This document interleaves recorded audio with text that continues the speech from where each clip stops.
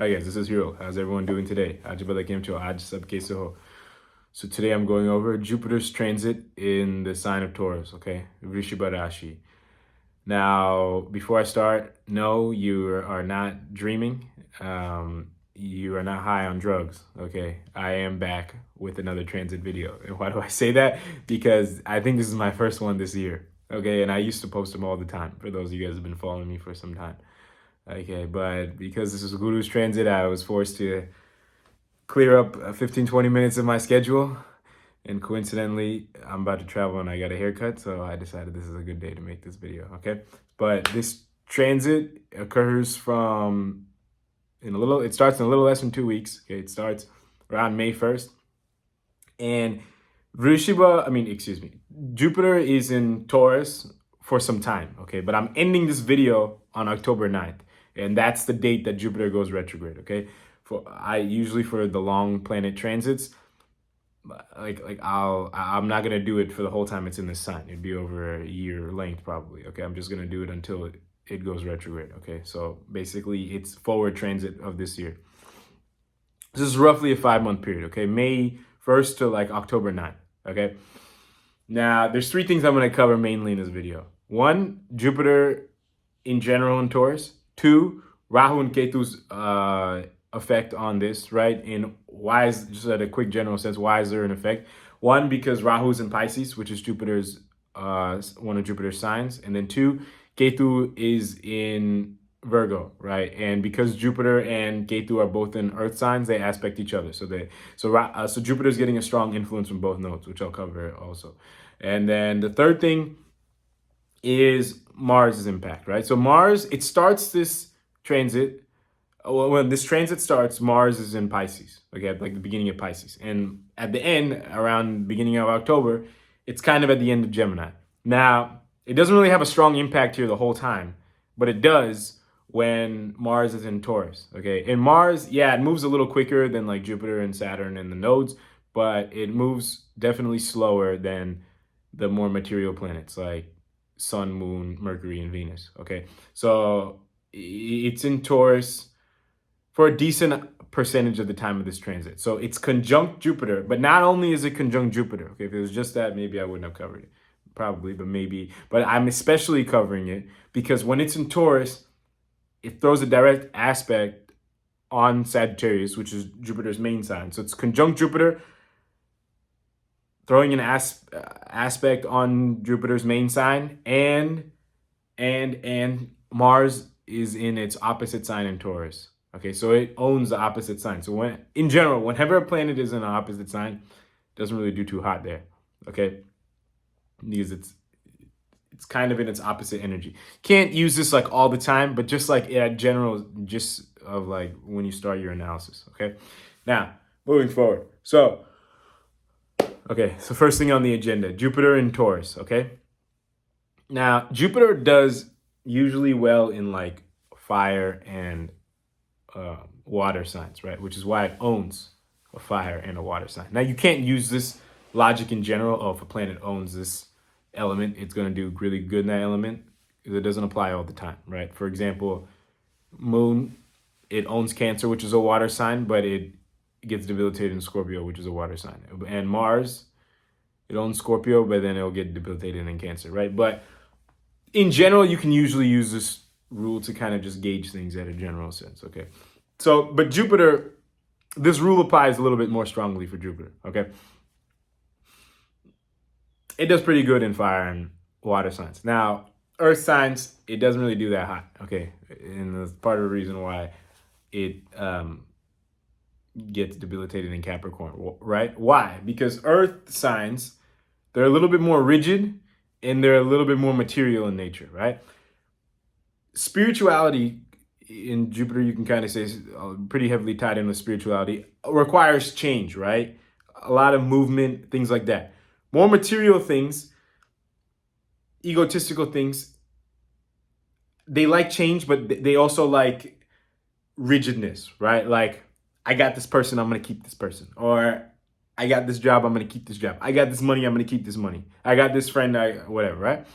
So Taurus is a prime example of that, right? It's literally, you could say it's like one of the signs of stability, right? It's like it's the number two, and then number two house. It's all about your things that you need to be like a stable human being, like a family, some money, things like that, right?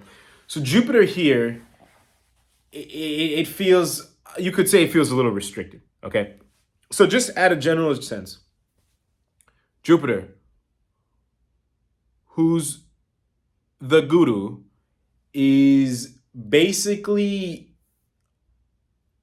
forced to, you could say, I'm not going to say following a pattern because that's not the right word, but it's forced to be a little bit more stable, and it's forced to be really comfortable. That's a really good way to put it. It's forced to be really comfortable in Taurus, right? And we all like comfort, right? Right, comforting things. This is why Venus owns Taurus. But you can't always do what you're comfortable with all the time and expect spiritual growth and elevation, right? So this is why. So I hope that whole thing, because I'm already 6 minutes in this video, kind of explains Jupiter and Taurus at a sense, right? Your spirituality is in your sense of like that wisdom inside you is forced to just focus on just being very comfortable. Okay, now on a material level, could this be super bad? No, right? But like I said, each of the planets owns different energies, and different energies, each of the signs have different energies. So different energies combined with different energies is going to produce a different outcome. So your spirituality is kind of going to be forced to be a little bit comfortable. And in a sense, you could lead to the next conclusion, which is it could be forced to feel a little bit stuck. Okay. And stuck means no growth. Okay. So that's how this whole thing can apply here. Now, we add in Rahu and Ketu, right? And so you have Rahu in the sign of Pisces, okay? Now, Rahu in Pisces means that, okay, so Rahu is what? The illusion, right? And then Pisces is what? It's all about detachment. So you have some illusions of what you could need to detach from, right? And then Ketu is in Virgo, right? Now, Ketu is like also detachment and spiritualism, but like at a very high extreme, almost unhandleable, I don't even know if that's a word, level, okay? And then Virgo is the sign of like rigidness, okay? So I'll cover these 2 points in isolation, and then I'll combine them with the whole Jupiter thing, right? So Ketu and Virgo, right? So Ketu, actually, I'll cover the Rahu one first because you guys will probably be able to follow along a little bit easier. Okay, so you have Guru, right? Who's feeling a little bit too comfortable. You could say like just in its routine or its spiritual wisdom. It's not really thinking too outside the box here. Okay, in general, all right. I'm just saying for the general population. Now, your spirituality is feeling really comfortable.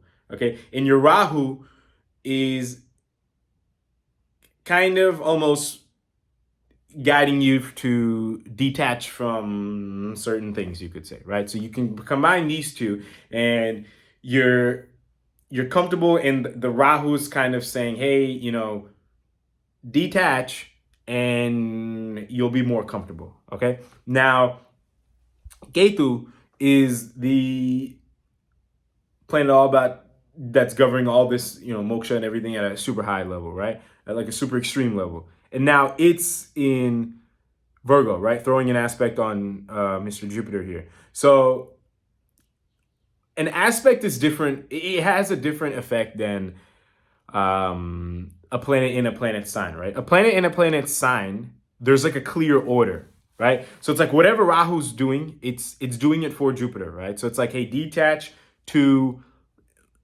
so that I can help you achieve your goal, okay? Which Jupiter here in Taurus is to be more comfortable, okay? So just first of all, watch out that, you're not detaching from things just to make things easier for you, right? That you're able to handle certain challenges, I guess you can say, okay?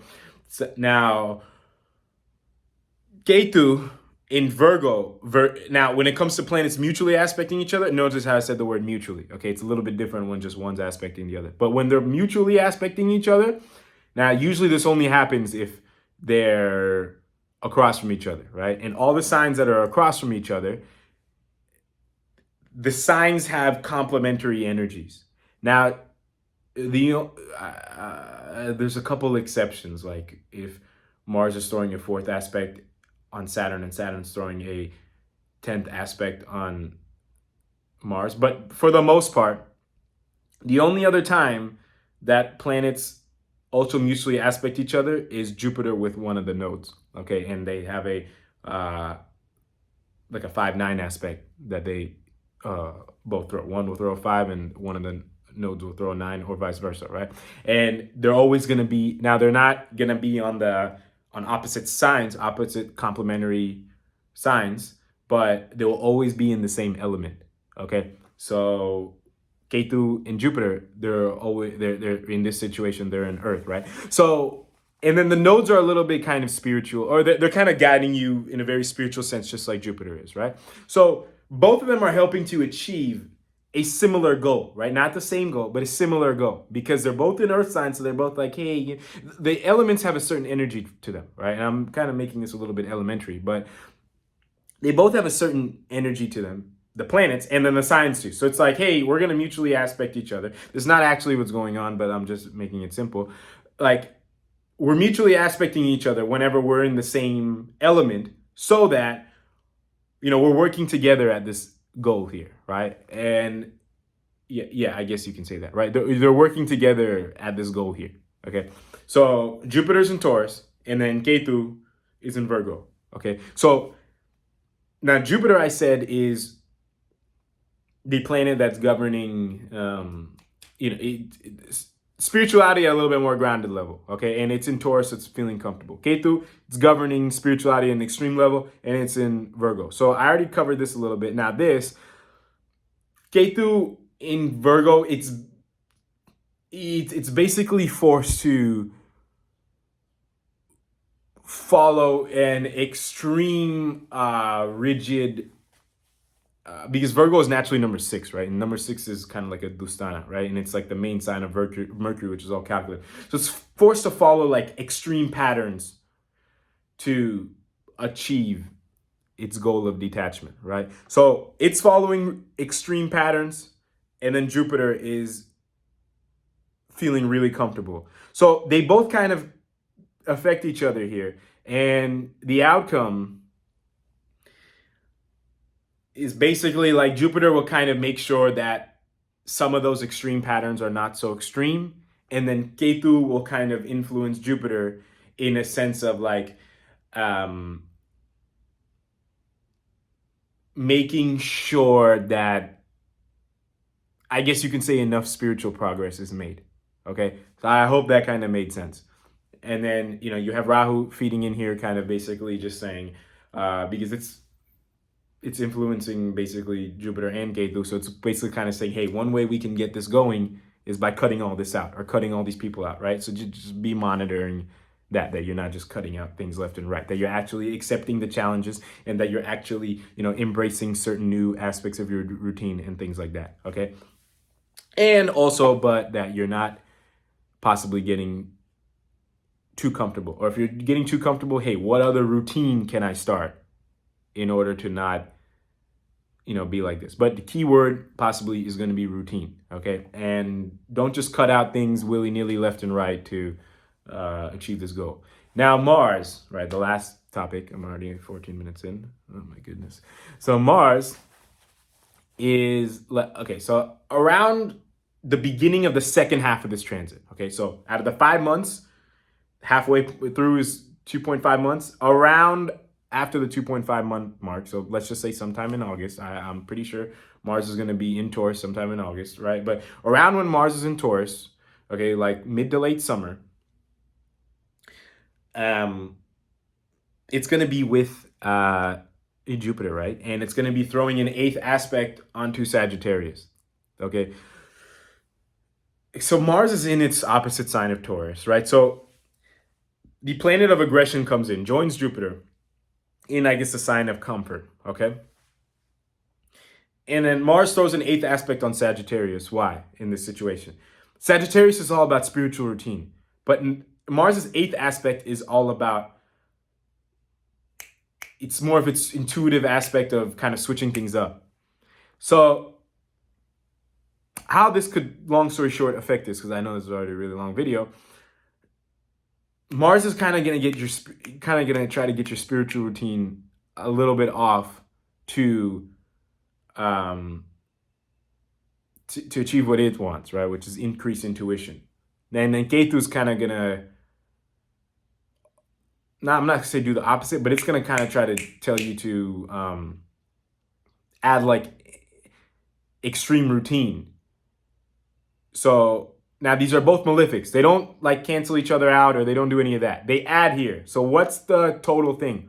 Mars is going to try to get you to do new stuff, and Ketu is going to try to get you to do all this new stuff, turn all this new stuff into routines, okay? So you need to be, and then Rahu is going to try to get you to cut all this stuff out. See, total is, I mean, Jupiter is being affected by 3 malefics during this time period. So this is not like, oh my God, so total thing here is you need to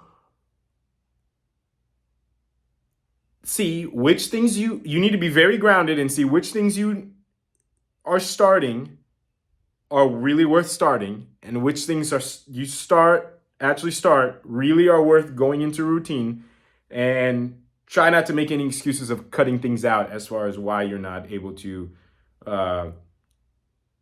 achieve certain things. You're going to obviously cut some things out, but don't go overboard.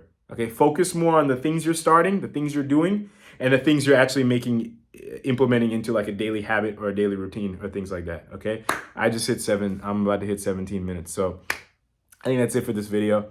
Yeah, I think I covered everything. Okay, so until next time, I'll talk to everyone later. If you have any questions or comments, feel free to email me or leave it in the comments below. Thank you all for watching. Till next time.